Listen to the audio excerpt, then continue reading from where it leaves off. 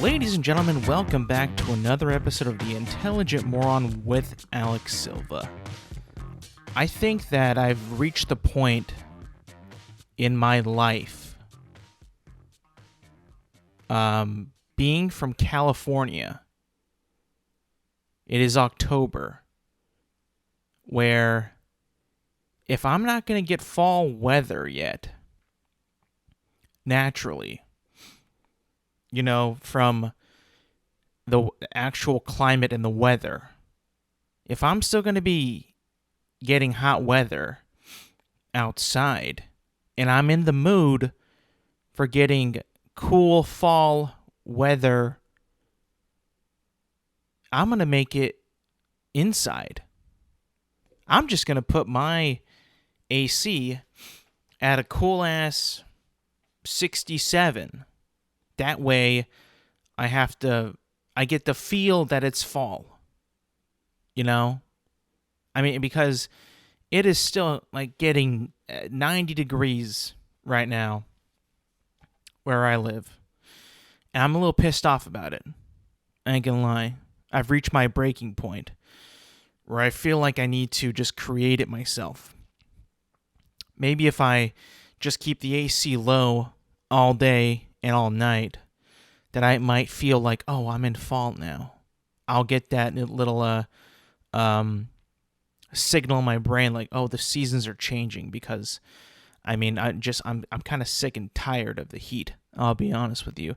And I'm really no person to complain about the weather because I have no control over the weather. So, I mean, what am I going to do? Just bitch and moan? But I think that my bitching and moaning now is now justified. I feel like that I'm at the point now where it is completely okay for me to bitch and moan and complain and to take the matters in my own hands and create fall. And eventually, if it doesn't come naturally, maybe even create winter in my house. I feel like I kind of have to do that. I might take a play out of the book I think it's the Saudi Arabians are able to create rain where they live. I believe that's true. Don't quote me on it being factually correct, but I think I've heard something about a Middle Eastern country that has the ability to create rain in the atmosphere. Now, to me, that sounds pretty freaking cool. I mean, why have we not done that yet in the States? California is in, a drought every goddamn year. Why the hell do we not just create our own rain? What are we waiting for? Right? I mean, like, it's not like it's going to get any better. Climate's not going to get any cooler, right? We can't just keep waiting and waiting year after year, later and later, for the rain to come for like a day or two, maybe hopefully a week. Why don't we just create our own weather? Why don't we just create the rain ourselves? I see no problem with that. I truly don't. It would be an absolute benefit if you created rain for the state of California. And even other states that aren't getting, or other parts of the state that aren't getting as much rain as they typically do. Why not just create it? Go gung-ho and create rain. Wouldn't that be a problem solver? Wouldn't that cure drought? Wouldn't that cure wildfires? Wouldn't that cure famine? Wouldn't that make it easier to water plants and to stock up on groundwater if we created it ourselves? However, whichever way the Saudi Arabians or whatever country that has said to do it can do it, why not do that here? I feel like that we're just kind of, living in this reality where, oh, it'll come. Sure, yes, it will come. One day, it will come. When is that? When? Till it's too late? Till there's no more water? Why don't we just do it now? Pull the damn trigger and let it happen. I'm tired of God or Mother Nature just coming in late all the time with the rain. It's time to take our matters into our own hands and let mankind decide. You've had your chance, Mother Nature. Now it's my turn. It's just a thought, a theory, an idea that I think would be beneficial to our society and to our existence as a people. I'm just kind of concerned of like what that technology even is that people can actually do that. Do they shoot like a mist in the atmosphere? Do they like launch a nuclear bomb into the atmosphere? That way it creates a cloud. And, obviously it's going to be a hot cloud, right? Because it's a nuclear bomb. But eventually a cloud will create precipitation. And if that cloud is heavy enough with precipitation, if elementary school taught me anything, it's that when the clouds are heavy of moisture, they have to let that shit go. Henceforth, you get rain. Maybe that's what has to happen. Have you ever seen those videos of like a thunderstorm or like a cumulonimbus cloud in the distance, and beneath it is just like a giant like a mist falling from it? It's actually rain. I know what it is, but it looks like just mist from that far away. Like it's just like pouring rain from the cloud, and the surface of the earth is getting absolutely drenched. It's quite like a fantastic sight to see. I encourage you to look it up because I only get a couple of it. Like I've seen, you see it normally when I see it. It's usually like on Instagram or some kind of social media where it's just like in my feed or in my Explorer page. And I'm like, oh, wow, nature is powerful. It's incredible. It's beyond explanation, nature is. And I think that's why we cannot wait for the rain to come. We must create it ourselves. Because nature is, we can predict it all we want, right? We can predict it as much as we possibly can. We have the tools, the instruments to predict weather and climates to the best of our abilities. But we're never going to be truly 100% accurate. It's just not possible, I think. Like, how many times have you seen in the forecast, like, in 2 days, it's going to thunderstorm and it's going to rain. Those 2 days pass by, nothing happens. To me, it's happened quite a bit, right? We're never going to be super accurate with our predictions of the climate or the weather. I'm not even sure what's the appropriate term to call the quote-unquote weather. Is it climate? Is it weather? I have no idea. I remember like a professor of mine in college once said that it was climate and it's not the weather. That the weather is, I believe, what's happening at the moment. This is what the weather's like. And the climate is predicting. I could be totally wrong. I probably am.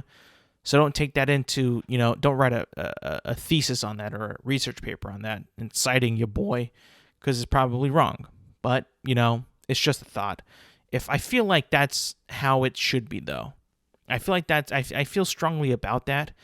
But if I'm wrong, then, sure, I'm wrong. You got me, science, whatever. You science 1, Alex 0. Fine. If you want that, that's cool.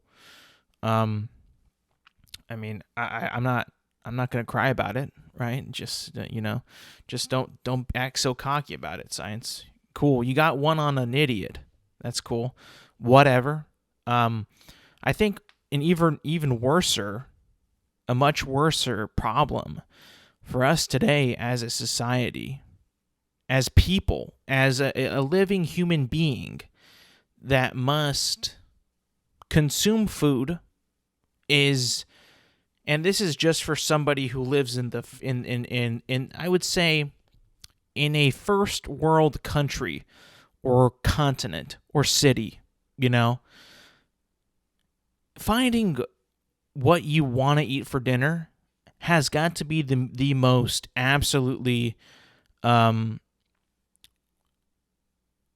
time-consuming, annoying part of the day. Because dinner food is never readily available as much as breakfast or lunch, if you think about it. Breakfast, you have items in the fridge, the pantry, that are set aside for you to have breakfast every day of the week at least.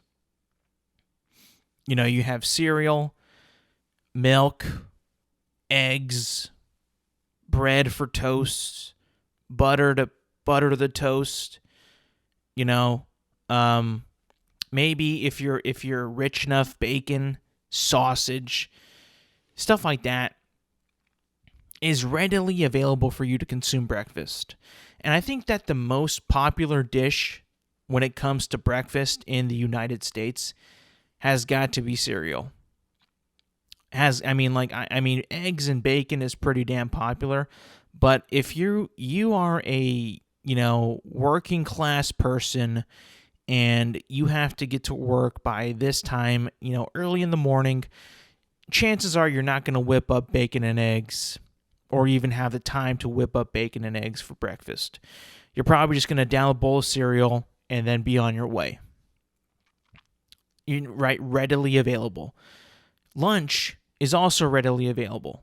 In America, we package our foods in bulk.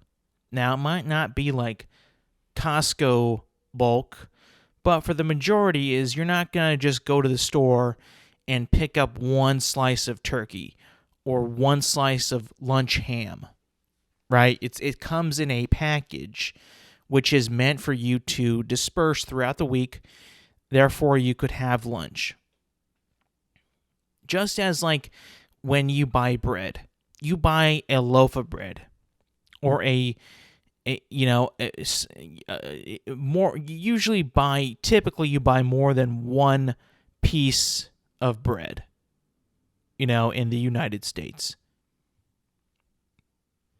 And that's typically to, feed you and your family with it throughout that week. So breakfast and lunch foods and items, at least the most popular ones, which are for one, breakfast is cereal. Lunch, I would say, would be a sandwich. That's all taken care of. It's when you move to dinner, you can no longer really get by eating.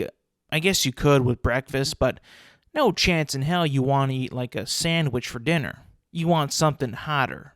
You want something more heartier, carb heavy, protein also, downright delicious. We save the big flavors for dinner. We want our dinners to be flavorful.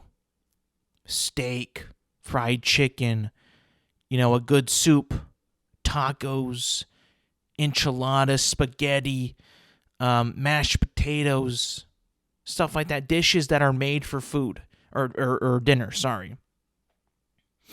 Those are dinner dishes. Those are not readily available, if you think about it. You can't just buy 10 steaks to last you the week. I mean, I guess you could, but financially, if you're not like financially sound, you're probably not going to buy 10 steaks for the next 2 weeks, right? Also, the shelf life of steaks is just not as long as lunch meat turkey. It's just not. I guess you could make, pre-cook or meal plan chicken for dinner. But not even a lot of people even do that, to be honest with you. So dinner has always been a challenge because you have to decide what you want at that moment and what's doable in terms of the chef in your household and what you can afford, and do you plan to have this as leftovers as well? Do you plan to have this, are you going to stretch this spaghetti for 2 nights, maybe 3, if you need to? And if you don't, then you got to figure out the next night's meal. And, the working class American normally comes home like at 5, 6 p.m. It's like you don't get that much time to decide what dinner is. If you think about it, it's a lot harder to prepare now, and a lot harder to, if you live with a family, decide what we want for dinner. There could be a lot of opinions in the household. I want steak. I want chicken. I want spaghetti. I want Mexican. I want Chinese. Then it becomes an internal battle on the dinner table. The dinner table is supposed to be sacred. It's supposed to be a place for peacetime, and when it becomes a battlefield of who decides what we're going to eat for dinner, then I think that we've no longer have that place is no longer going to be sacred. It's just going to be a place where battles are fought and fights are won and lost on who decides what is for dinner and who's going to either buy it or cook it. So we live, I think it's also because we live in such a go society in the country that cooking dinner now is even harder than it has ever been before. Because everybody works now. Everybody works. Mom, dad, back in the 50s, 40s, mom wasn't allowed to work. Mom had dinner ready for dad. Now, mama works. There ain't no dinner ready. You're either going to let, mama make it within the hour, 2 that she has before she got to go night-night, or you go pick something up. Nowadays, unless you got a personal chef or someone who can make you food, or you don't mind eating out every night, then I guess you're cool. But modern day families, everybody's working, So dinner has become quite the challenge. It has become, and I think that we just can't ignore it. What do we do about this? Do we settle for maybe we dampen our expectations on dinner? Maybe we develop some type of new line of food that we can kind of correspond it with lunch. Like maybe we just pack and ship ready to eat meals like MREs for the military, but just with dinner for civilians. I mean, what do we do at this point, right? We have to continue to make the dinner table, a sacred place.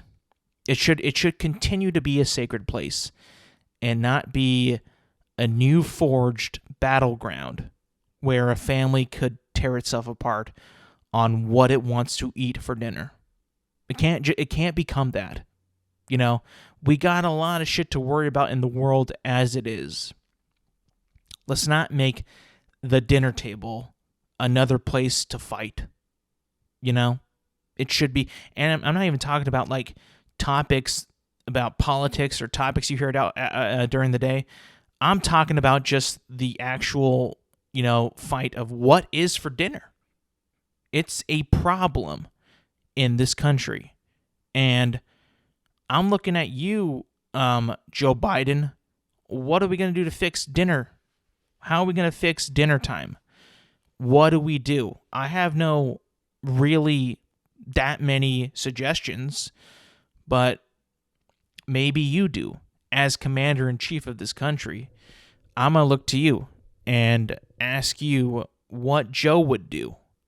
No longer what would Jesus do. WWJD, what would Joe do? Why was that not his... Was that part of his campaign when he ran for president? What would Joe do? That should have been. I'll be honest with you. That would have been funny. Funny ass shit.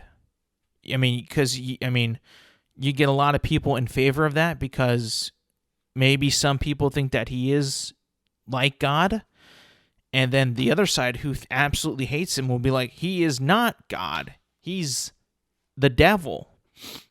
You would get both sides of that, and it would be absolutely hilarious.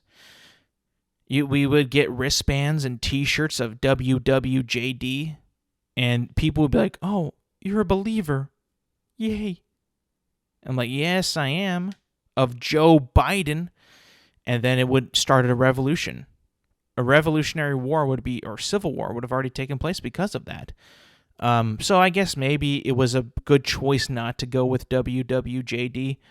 That probably would have ended pretty badly. But, hey, what could you do? What are you going to do? You can't please everybody. You cannot please everybody. And apparently you can't please fans, I guess. Fans of Mario.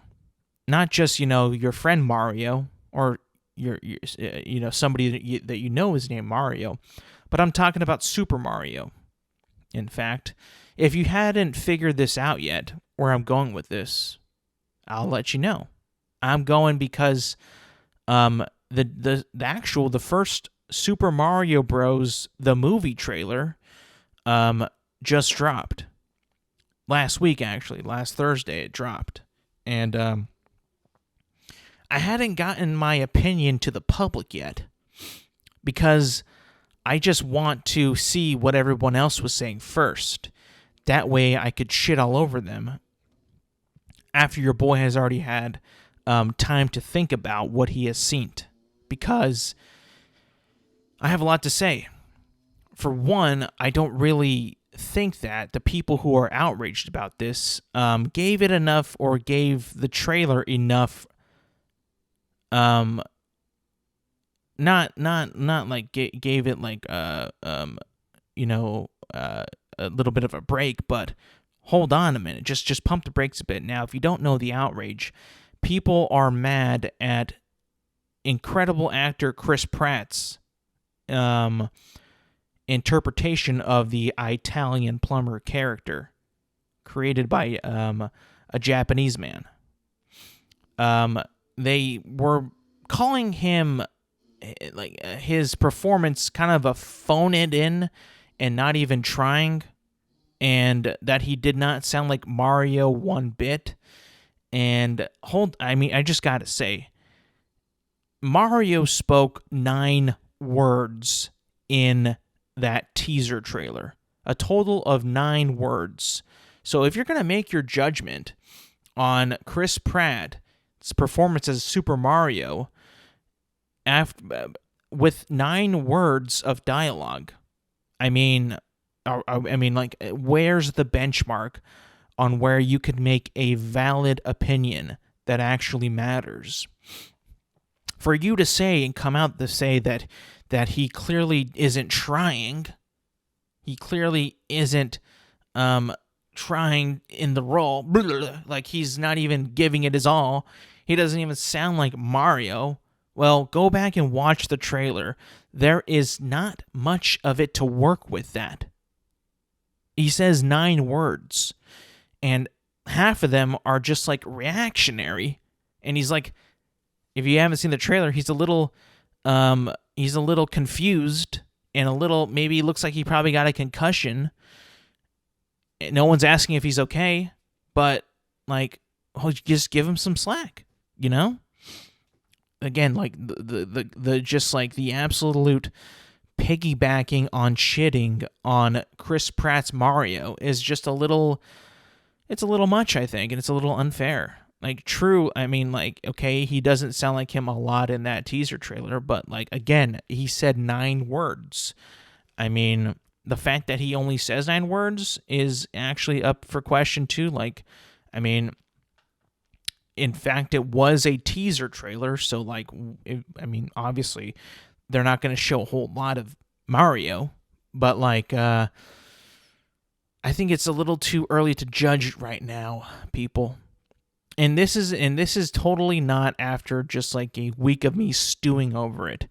I literally said that a day after to people that I know, like, hold on, he said like 9 words. You don't have enough of a sample size to judge his Mario. Not yet, just not yet. I mean, he looks like Mario. I know it's animated, so they made him look like just like Mario, but like, I mean, I feel like people are just like, those stupid nerds are just like, he doesn't sound like Mario at all. Like, hold on, the movie is not out yet. Give it a shot. And I know in this day and age, people don't want to give things a shot at all. They don't. Why?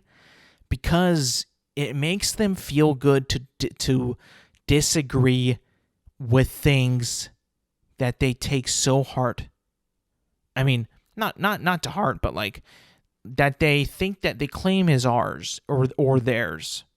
I'm not saying that Mario is like the end all be all god tier fandom. No, it's not. But they come out of the woodwork every time a new nerdy project comes out. Anything to do with like nerdy shit is just gonna rile up the nerds. So and I'm a Mario fanboy.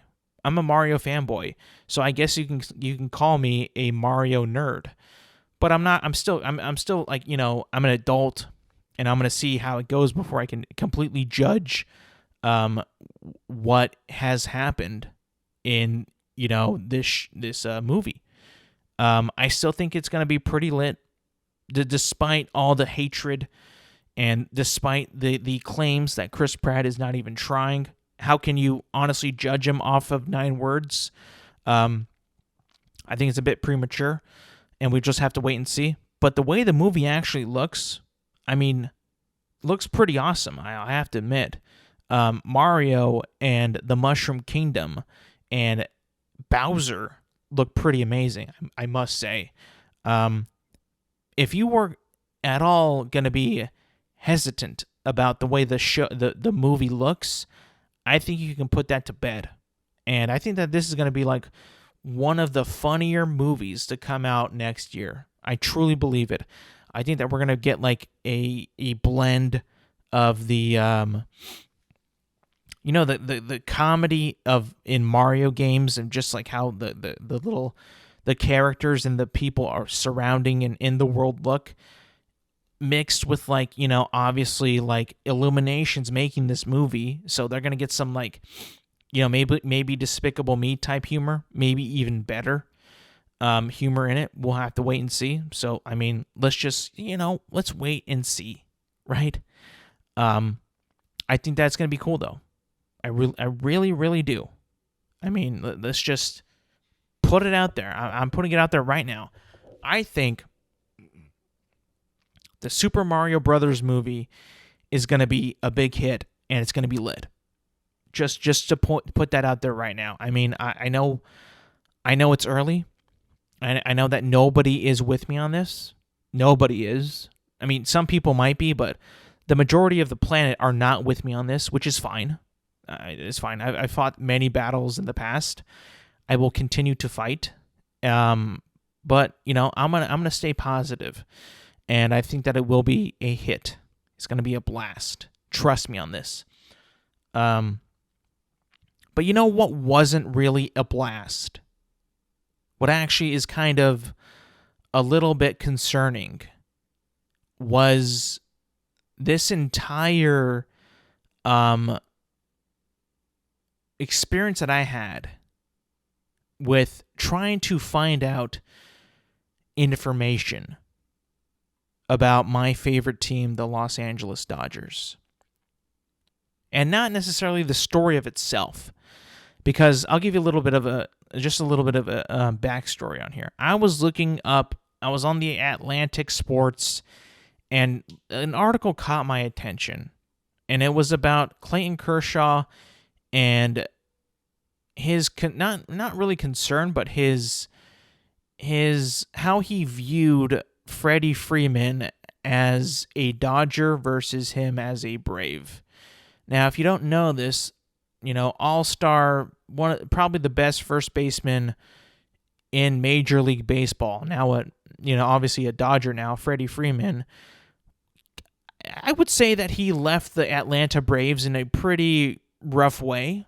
I mean, the whole thing that came out that is, his agent never really showed him the final offer that the Braves gave him, because I guess the agent wanted to make money and get him to the Dodgers because it would have looked good on his resume. And prior to that, Freddie was saying like he wanted to be an Atlanta Brave for life, and he kind of felt like he got gut checked and backstabbed, that he wasn't offered that that contract extension from the Braves, because his agent was like, nah, I'm going to make this all about me.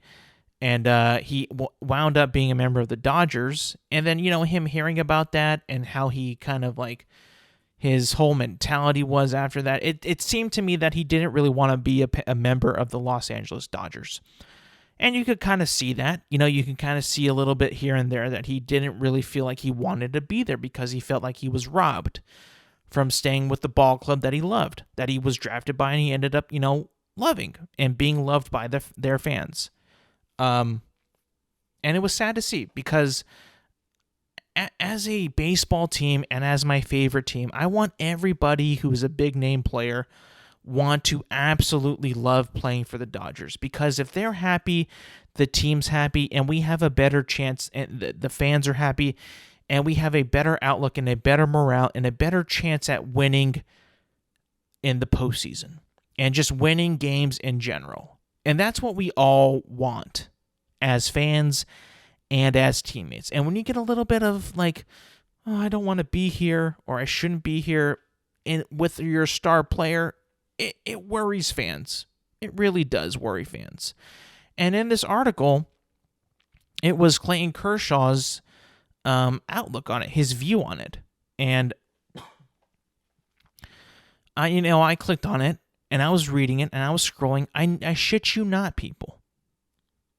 I got through 2 paragraphs of the article, and it stopped me from absorbing information. I had to pay to get information. I had to pay to get the news.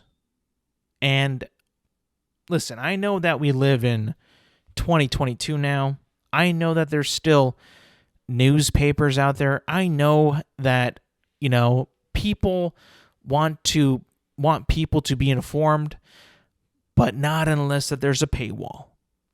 And I got that feel from the Atlantic Sports that is like, oh, how did it come to this? I understand that they need to make money. I understand that. But I think that as a human being who wants to be aware and not want to be an idiot and a moron on this planet, that I deserve to get information free of charge. I think that I do. Because it benefits society. It benefits me. It benefits you. We got no one being a dum-dum about certain things if we have access to information that is important to our lifestyle. It's important. And this is not just with like the Atlantic Sports, but if you can't even read the New York Times, the LA Times, the Washington Post without paying for a monthly subscription or a weekly subscription to these papers. It's a shame. It truly is. You can find some incredible articles and incredible stories that you cannot access because you don't pay them. I just think it's a little sad. It's sad that journalism has gone down that path. And I understand that the journalists got to get paid, and the newspapers and the articles got to get paid. They have jobs. They have to be paid somewhere or another, right? But it it sucks the life out of me when I have to pay for information like this that I think is essential to me, to sports fans, to people who don't want to get the story, who want to know about this stuff, who want to know. And I'm pretty sure when I laid out the story of, the Freddie Freeman situation, I'm pretty sure I'm pretty accurate on that. And if I'm not, I will take, I'm no journalist, but I'm pretty sure I'm pretty accurate, but probably not 100%. So just throwing that out there. But hey, that was for free. I didn't charge you for this. I didn't charge you to listen to what I think has happened. I didn't say a couple sentences and then just skip ahead to, you got to pay to hear what I have to say. That'd be pretty silly, right? Wouldn't that be silly? And I think that it's if you go to that site, if you go to the Atlantic Sports, for the first time within a week, you should probably get and you're like, how would they know that, Alex? Believe me, they have things to know that when you've visited websites. Come on, they know. Maybe if you've been on it, if you can get one free article a day, right? What if and I saw this article on Twitter, it was a tweet, a link to an article, and I'm like, oh, let me see what this is, and then boom, paywall. I couldn't believe it. Just was you don't get information. Sorry, bitch. I couldn't believe it. But that's just the world that we live in now.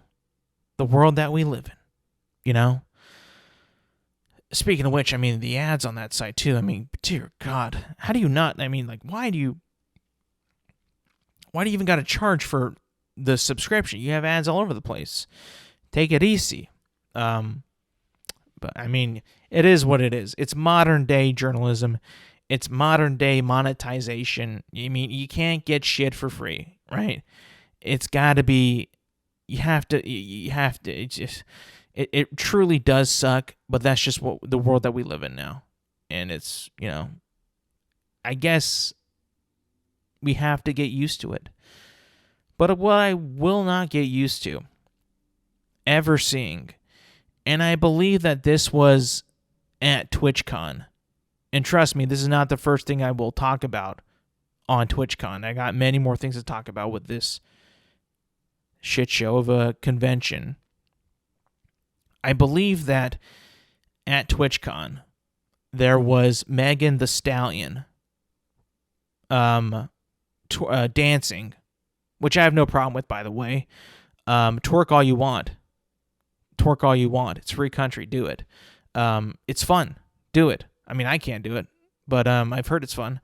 But not only was she twerking on stage and dancing on stage, but she had Master Chief join them. Or Master Chief showed up and started to twerk with Megan Thee Stallion. I think that, Halo is not in a good enough light or popular enough to be within the same room or even the same stage or even dancing with Megan Thee Stallion. Now, I'll be honest, I'm not a huge Megan Thee Stallion fan, but I definitely don't think that Master Chief is anywhere, close enough to the fame, at least right now, when his video game is tanking, to be, wasting time and 343 okaying Master Chief to twerk and dance with Megan Thee Stallion. Was this all just to get, the angry Halo fans to just say hey, it's fun, hey? I think that it's just, kind of disrespectful. Master Chief, you need to be rallying those troops at 343 Industries to complete their game, please. I'm sick and tired of having to keep Halo uninstalled on my hard drive on my Xbox because they refuse to update their game enough for me to play it. I would love to play that game. I would love to, but the lack of your development on that game has made me uninstall the game from my Xbox. And it's not because I trust me, I did not want to uninstall that game. I really didn't. You can, trace me all the way back to last year, being super excited about Halo Infinite, and even when it came out, I loved the game. I loved it. To me, absolutely not even giving a shit about the game. And then you pull this stunt where you have Master Chief dancing with Megan Thee Stallion? I think you need to answer for your crimes here. I think you're not taking this seriously. I think you're taking the piss. I think you don't care about the fans. You just want Master Chief to be dancing with Megan Thee Stallion for clout. I think you should be ashamed of yourself and potentially stripped from Halo. That's right, I said it. I think that 343 Industries should be 100% stripped from the Halo franchise. I do. I truly do. They can't be serious of how they're treating this game and the image of this game. Like I said, you could dance with Megan Thee Stallion all you want if you've earned it. You haven't earned it. Your game has not delivered on their promises, and I just think that you don't have you do not have the time nor the space to be within the zeitgeist of popular things, popular people, popular things. Megan Thee Stallion is popular, and she does dances that are popular. You are not popular right now. You don't deserve to be in the pop culture zeitgeist. You just don't. I'm sorry. Until you earn it, then you can. I don't see you putting out awesome trailers about squatting up in Modern Warfare 2. I know, you're not Modern Warfare 2, but I don't see you putting any cool ads about your big community that reflect your community and how excited they are for your game. I don't see that one bit. Modern Warfare is doing it because they legitimately got people excited for that game, and their community is also excited. Your community is dead. You don't deserve to have a fun event. You don't deserve to be popular or try to make yourself popular. You just don't. And let's be honest, people, once they saw that, I mean, trust me, no one gave a shit. No one cared. Your game's trash. I mean, do I need to say more? Also, what happened at Comic-Con is some weird behavior. Strange behavior. This is the first TwitchCon since the pandemic happened, I believe. I'm pretty sure that the one in 2020 was canned, 2021 was canned, and this is the first one back. And boy, do we need to have a conversation about this entire event. I think needs to be put into check. Not just because of in recent times. And I'll explain this. I think that within the last 2 years, Twitch has kind of lost its I would say no. They haven't really lost their identity. They still have gaming content. You can watch people game and stream their games, and gaming is still the most popular thing on Twitch, right? It's the majority of Twitch is some pretty damn cool, well-deserved, hard-working people, family-friendly video game content, what it was made for in the first place. And then you got a little corner of Twitch that's a little naughty. Let's be honest with you. It's a little naughty. And, of course, Twitch is not going to come out and say, like, hey, we have a little bit of a naughty section. Maybe we should put a stop to that because that's not what we were built on, even though that it draws in millions and millions and millions of viewers to our sites. We're just going to let it be its thing. And if you remember back in, I believe, 2020, maybe even 2021, you got a lot of people, especially 2020, right? Pandemic hit. You got a lot of people on Twitch because they can't do shit. They can't go out. They can't make money. They can't do things to get the money. So they go to Twitch. They start live streaming, right? And then you got the people who, I guess, like started this entire, if you remember, the hot tub stream. Remember that back in the day? I think the creator Amaranth was the one who coined it, the pioneer of that that type of stream, the lewd stream, the naughty side of Twitch. And, that's always been a thing where Twitch is like, yeah, that's there. But, hey, Nick Merckx is on here. These people are on here.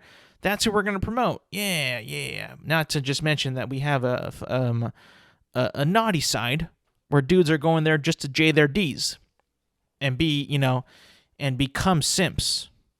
And the rise of the simp really was a thing in 2020, early 2021, when you couldn't do shit. And like I said, people like the hot tub streamers got a big following and were known for being on Twitch and this huge following. And obviously, because they have such a big following and a big community of simps, they're like, hey, I'm going to be at TwitchCon. I'm going to be there. I'm going to have a booth. You can come meet me. You thought that meeting nerds was bad? That meeting a nerd that likes Superman or Batman or Halo was bad? No. You've never met a horny nerd, a horny simp, a man, and they're who have absolutely no shame at this point, who have not been out of the house within maybe 3 years at this point. Neither has that Twitch streamer, by the way, who just sits in their hot tub and making millions of dollars for being in a hot tub, have been out of their house within maybe the past 3 years. I guarantee you, their entire time of being out of their house is probably less than a month within the past 3 years, going on 3 years. Why would you, right? So you get these people going out in public into a convention where they actually have to go someplace, where they have to be themselves, right? There was a couple that I had to share with my friends, and to just see how these men have no shame, absolutely no shame. It's a video of a man who meets his hero, his god, Amaranth, in person for the first time. Doesn't even hug her, just kind of shakes her hand. Takes a photo, and then all of a sudden he gets on his knees, his ass is up in the air like a dog, and she just kind of, Captain Morgans him, lifts her foot on his ass, essentially staking claim of, I own this man, and this man is completely okay with it. He's just, okay, yeah, this is what I want. I want this on the internet. I want this, everywhere. I'm okay with it. This man was okay with this. This is what happens when you're on Twitch for 3 years, essentially 3 years straight. And that's where you've developed this I don't want to say this addiction, but this obsession with this woman that you watch on Twitch, and it was in full effect, and I truly did not know how to react, and I thought to myself, like, aren't you embarrassed? It's the old Sebastian Maniscalco bit. Aren't you embarrassed? Truly, I didn't know what to say. There was a part of me where I saw the tweet and I wanted to absolutely shame this man But I feel like he had already gotten a lot of it, and Twitter shaming is not as fun as actual shaming. I mean, he clearly didn't have any shame in what he did. Well, I mean, he straight up let her Captain Morgan him, and he was fine with it. Well, sir, I hope you're fine with me shaming you, because I am. I will continue to shame. I think that's just a little weird. I mean, fandoms have many different people in them, and many different ways how people express their fandoms. If you want a girl to put their foot over your derriere in a way that seems like she owns you, that's fine. But I hope you're just willing to able to take the shame and the scrutiny, because it's going to happen. Trust me. I couldn't believe what I saw. I was actually offended, and yeah, it was horrific. It was sad. It's like, how is this like? How does that really make you feel like accomplished when you let this woman just step on you, essentially? I just want to know how much money that man has given this woman, which, is fine. I mean, right, she makes money. That's cool. Whatever. So, I mean, a lot of people can make money out there. I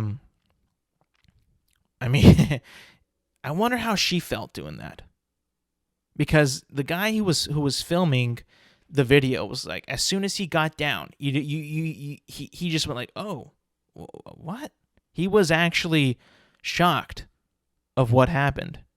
And this is what happened when you get simps that have been unleashed into the wild. A simp in the wild is not like a simp in a chat room. I mean, he is exactly the same, but now you can physically see his simpiness. Right. He could send you a chat in the chat room, like, my queen, I simp for you, I worship you. Those are all in text. That's cool. I mean, it's embarrassing, but it's not like we can see really like what he really actually looks like or is thinking. We straight up saw him, a man, simp for Amaranth, and the dude was completely okay with it, in public, by the way, and filmed, and now on the internet. So I think that, if he's okay with that, he should be okay with the shame that's about to come his way, because it is coming. I guess that's the world that we live in now.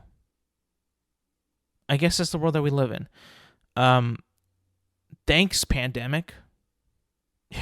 You've created simps. You've created that. And Twitch has to own up to that. Essentially, their platform allowed the simp to exist. Now, I'm pretty sure that there was a form of a simp before that, but, it was a little bit different.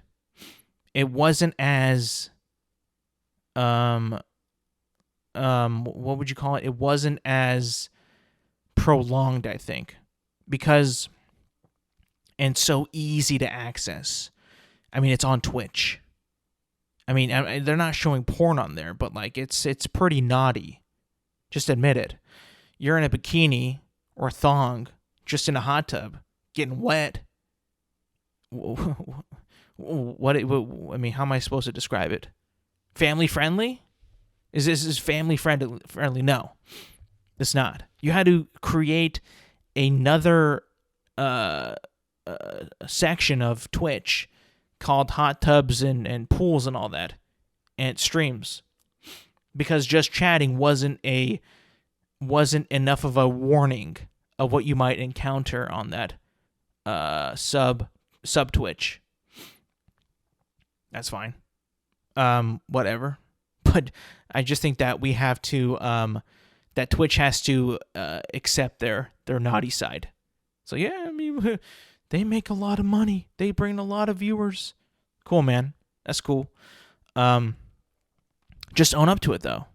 Just own up to it. Maybe, advertise that section more, because that's a super popular section, apparently. I mean, I would assume. Maybe advertise it more. Maybe instead of having like commercials with like Nick Merckx and all the big time gaming streamers, maybe you do straight up a commercial with the Twitch thoughts and just promote Twitch that way. I guarantee you get more viewership if you promoted naughty Twitch over family friendly Twitch, over gamer Twitch, 100%. But it's just kind of fun to see how Twitch kind of has to accept that, because they have no other option. What are they going to do? Kick them off? They're going to lose a bunch of money. It's just like they're in a predicament where they thought it would just kind of go away, and it clearly hasn't. If not, it's escalated and gotten even more weirder, more stranger. I don't know. What are we supposed to do, though? Shame them enough until they stop being a simp? I mean, that probably wouldn't work. Do we just ban that kind of shit from Twitch? No way they're gonna do that. That's part of their that's their identity now, man. Amaranth is their girl. You can't just take off your girl from Twitch. What are you, stupid? I don't know. But it makes them money. It makes them money. A tragedy actually happened when Adriana Chechich, legendary adult actress, took a spill in the TwitchCon foam pit. She did a gymnastics-like entrance into the foam pit, leaped in and broke her back in 2 different places. She now needs like a metal rod, I believe, to help her back get back to normal. Talk about a crazy thing to happen there. And if you've seen the video, it's family friendly, by the way. Safe for work. She hella commits to this, gymnastics like leap, and just no cushion, just kind of falls.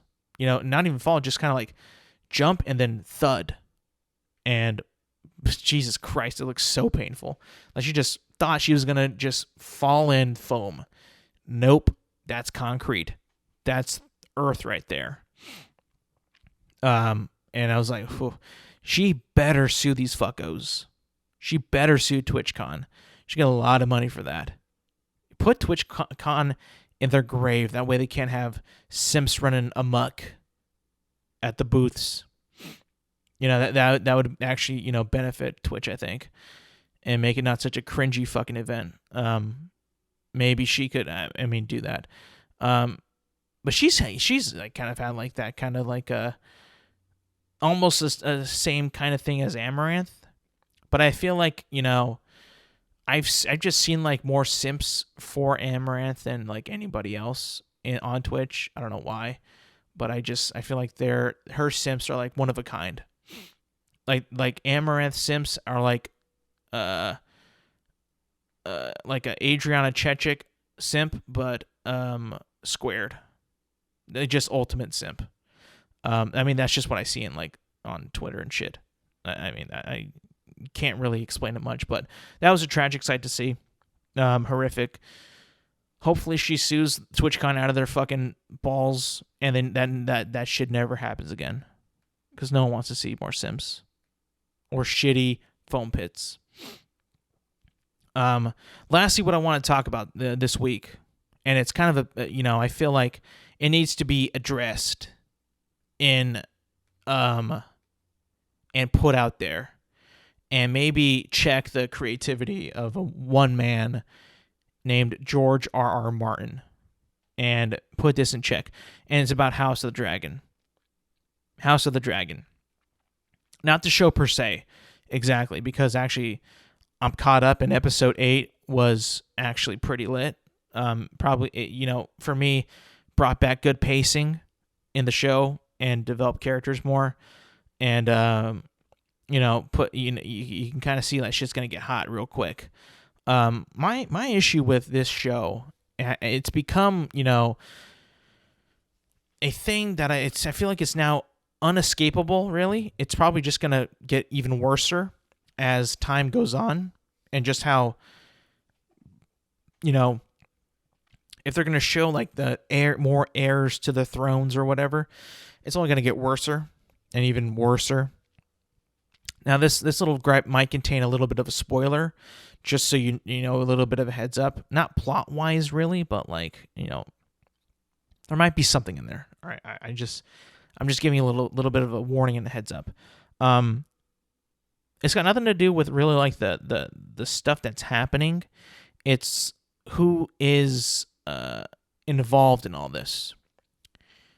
So I'm a fan of like the main characters, I think. I can pretty much like identify all the main characters. It's the side characters and the siblings of the side characters, and the siblings kids of the side characters, and the siblings kids grandkids of the side characters. I don't know who the fuck who is who anymore.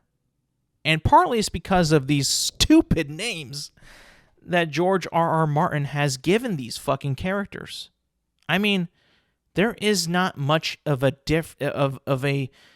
difference between these names. And let me just give you a couple of these names. So within like House of the Dragon, everybody's sort of like related in a way. Everybody sort of like looks the same. You got white people with white hair. You got black people with white hair. They're all part of the same families, the Valyrians, the Targaryens. They all look the same. You can't really, I mean, there isn't much of a different look between all these characters. They all look the same. Everybody looks the same. And I know it's because of their Targaryen/Valyrian blood, whatever. But how about give them names that aren't so similar? That way I can kind of keep track of these people. I mean, we have a Viserys, we have a Rhaenyra, we have a Daemon. Okay, all kind of different and not as not hard to really pick out those. But then we get to the kids of those characters. We get Aegon, Aemond, Aegon again,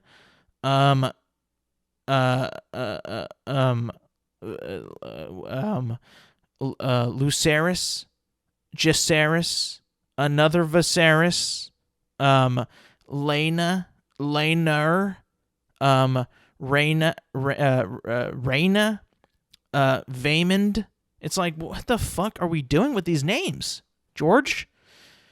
And I'm not trying to, like, I'm not saying that it like makes the show terrible. It's just like, I can't tell you how many times I've gotten confused on who is Aegon and who is Aemond, and which Aemond and which Aegon am I talking about? Or who's Laena or Rhaena or Laenor? Okay, I know who that is.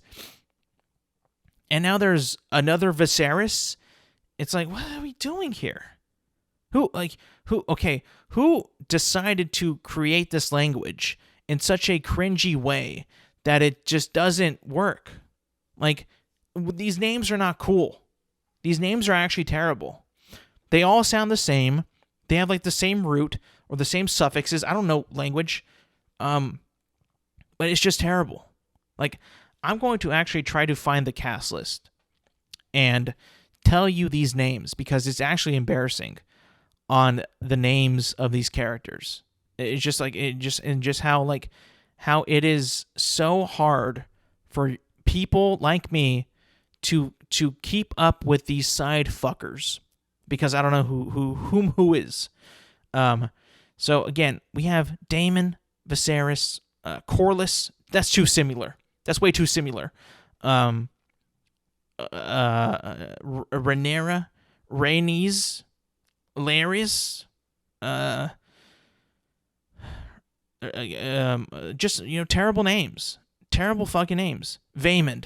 There's a Daemon and a Vaemond. What the fuck are we doing here? And an Aemond.